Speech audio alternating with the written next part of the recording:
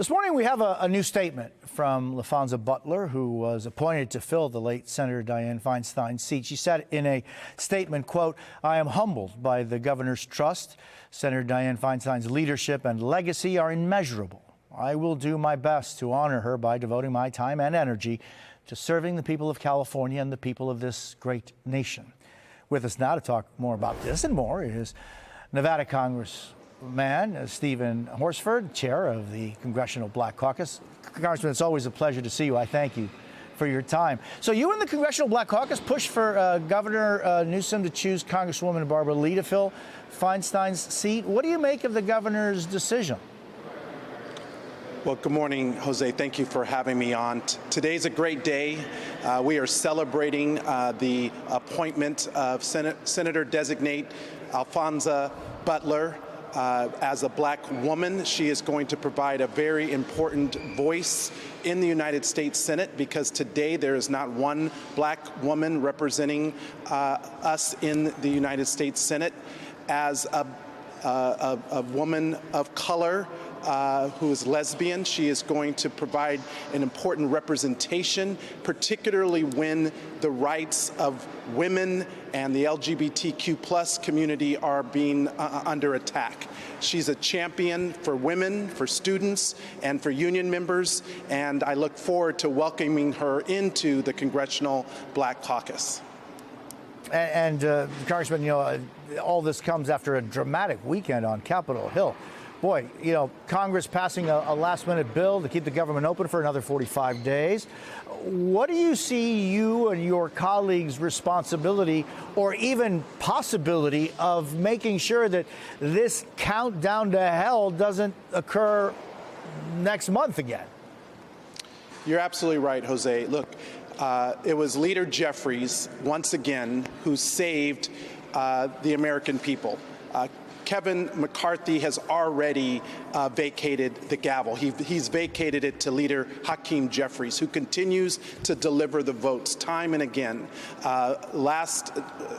This Saturday, it was on the budget to make sure that the votes were there to avert a government shutdown. Earlier in the year, it was around the fiscal debt crisis, where he had to deliver the votes to avoid wrecking our economy. Leader Jeffries and Democrats in Congress are focused on delivering for the American people, while Kevin McCarthy is conceding the gavel to the most extreme factions of his caucus. So we'll continue doing our job because that's what we were elected to do. And Congressman, you know, if there is a challenge to this motion to vacate McCarthy's speakership, Democrats could very well need to vote on it. I mean, you have to vote on it one way or another, but he may need Democratic support in order to keep his job. How do you feel about that? Well, I support Leader Jeffries. I voted for him 15 times for Speaker, and I'm prepared to vote for him again. But what we're going to do is work in a bipartisan way. With all due respect, the American people are not focused on Kevin McCarthy and whether or not he keeps his job. They're more focused on whether or not they can keep their job. And on behalf of the constituents in Nevada that I represent, my job is to make sure their jobs are secure, not Kevin McCarthy's. And Congressman, just your thoughts on the humanitarian crisis that really is the epicenter is the border, but it's really a situation that has impacted the entire nation. Certainly, Nevada is seeing this. What do you see as how should we be dealing with the reality of hundreds of thousands of people who are coming to the United States to request asylum? Well, Jose, as you may know, I'm a son of an immigrant. My mother came to the United States when she was 12 years old, and I understand the goals and the aspirations that people have about pursuing the American dream. I also understand the importance of protecting our asylum and refugee programs. Unfortunately, our immigration system and the asylum programs are broken. That's why we need to stop these gamesmanship and actually come together to solve problems. I was proud to be one of the original sponsors of the Comprehensive Immigration Reform Bill.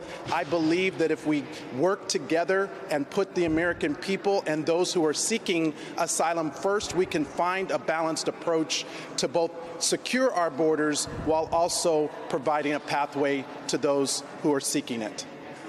You know, and to think that there hasn't been comprehensive immigration reform in our country since 1986 when Reagan was president, boy, it just seems like there's a lot of talk and not a lot of action on this issue. Congressman, I thank you. I'm sorry, sir.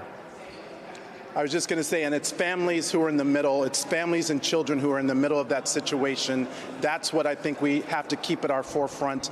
And so I agree, it's long past time for Congress to do its job, work in a bipartisan way, and secure and protect our borders while at the same time providing pathways for those who seek it. Thank you for having me on today. Thank you for shining a light on what is really important. I appreciate your time, sir. Come back soon.